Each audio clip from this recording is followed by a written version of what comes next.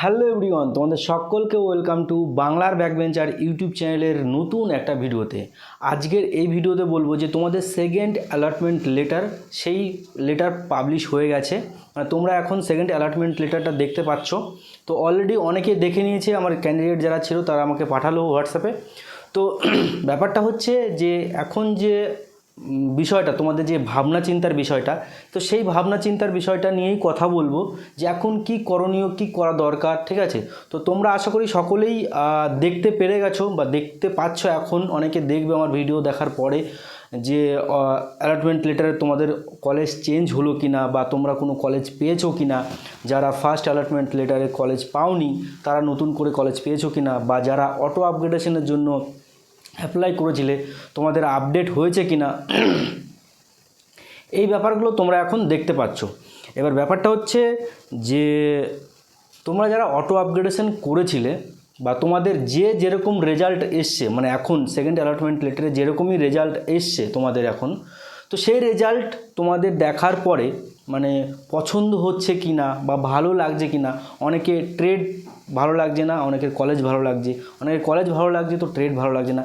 এরকম অনেক সমস্যা হচ্ছে, প্রত্যেকটা ক্যান্ডিডেট না হলেও মানে কিছু কিছু ক্যান্ডিডেটের হয়েই যাচ্ছে এরকম সমস্যা। তো তোমাদের বলবো যে এখন কিন্তু আর মানে সেই ফার্স্ট অ্যালটমেন্ট লেটার আসার পরে যে অপশানটা দেখাচ্ছিল যে অ্যাকসেপ্ট ইউর অ্যালটমেন্ট, এটা আর তার পাশে ছিল অটো আপগ্রেডেশন। ঠিক আছে, অটো আপগ্রেডেশনের একটা অপশান ছিল, বাট এখন কিন্তু সেই অটো আপগ্রেডেশনের কোনো অপশান নেই। মানে তুমি যে কলেজটা পেয়েছো সেই কলেজটা তোমাকে অ্যাকসেপ্ট করতে হবে, না হলে কিন্তু কোনো অপশন আর দেখাচ্ছে না এখানে। তাই বলবো যে তোমরা যে কলেজ পেয়েছো এখন বর্তমানে, বা যে ট্রেড পেয়েছো, যে কলেজে যে ট্রেড পেয়েছো, সেটাই তোমাদেরকে কিন্তু মানে সিদ্ধান্ত নিতে হবে এখন যে তোমরা কি করবে। সেই কলেজে ভর্তি হবে না এটা ছেড়ে দেবে।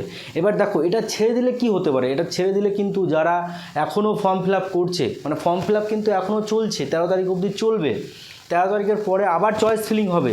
মানে চয়েস ফিলিংয়ে কিন্তু তখন তোমরা যদি বলো আমরা ওইখানে গিয়ে পার্টিসিপেট করব, মানে আবার, তাহলে কিন্তু খুব অসুবিধার মধ্যে তোমরা পড়তে পারো। কারণ এখন সবাই সিট বুকিং করে নিচ্ছে। এবার যে সামান্য সিট বাকি থাকছে তারা অনেকে স্পট কাউন্সেলিং করবে, স্পট কাউন্সেলিংয়ে অ্যাটেন্ড করবে। স্পট কাউন্সেলিংয়ে খুব কম সংখ্যক সিট থাকে। আবার এবছর যে নতুন নিয়মটা চালু করেছে যে রেজাল্টও বেরোচ্ছে, আবার ফর্ম ফিল আপও চলছে, মানে তোমরা সিট বুকিংও করছো, আবার নতুনরা যারা আছে তারাও কিন্তু অ্যাপ্লাই করছে। তো ব্যাপারটা কিন্তু খুব ভেবে চিন্তে তোমরা কিন্তু সিদ্ধান্তটা নেবে। মানে এখনও ফর্ম ফিল আপ চলছে, 13 তারিখের পরে আবার চয়েস ফিলিং হবে, তারাও কিন্তু আবার চয়েস ফিলিং করে কলেজে ভর্তি হওয়ার জন্য চেষ্টা করবে।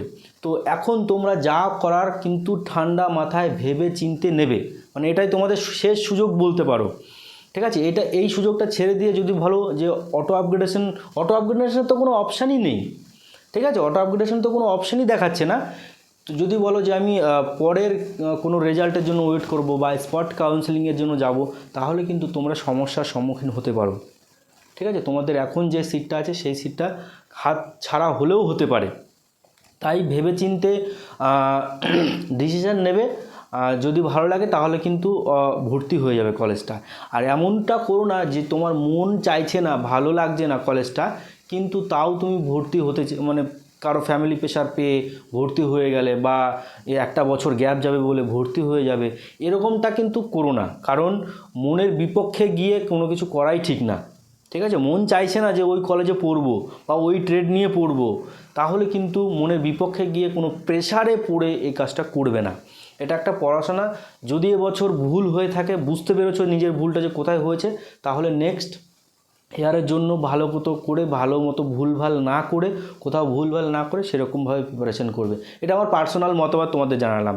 তো ভিডিওটা যদি ভালো লাগে একটা লাইক করে দিও, আর এই চ্যানেলে নতুন হলে প্লিজ চ্যানেলটিকে সাবস্ক্রাইব করে দিও। কোনো ডাউট থাকলে অবশ্যই কিন্তু কমেন্ট বক্সে জানাবে। তো ভিডিওটা এখানে শেষ করছি। ভালো থেকো, সুস্থ থেকো এবং নিজের ফ্যামিলিকে নিয়ে হ্যাপি থেকো। Thank you.